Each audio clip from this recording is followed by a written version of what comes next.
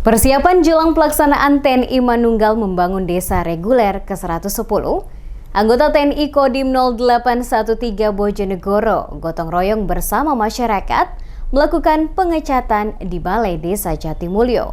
Warna hijau menjadi pilihan utama untuk menyeragamkan dengan warna identik TNI.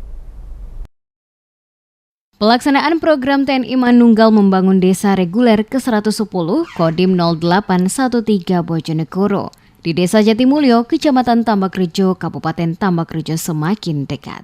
Segala persiapan telah dimatangkan jelang program TMMD, sebagaimana dilakukan anggota TNI Kodim 0813 Bojonegoro bersama-sama mengecat Balai Desa Jatimulyo dengan warna hijau, warna identik TNI.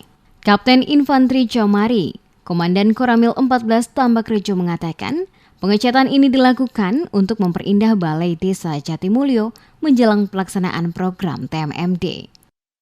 Untuk hari ini melaksanakan pengecatan dalam rangka untuk menyiapkan kesiapan TMMD. Karena awalnya Balai Desa ini catnya kurang bagus, kita cat warna hijau sehingga semuanya seragam.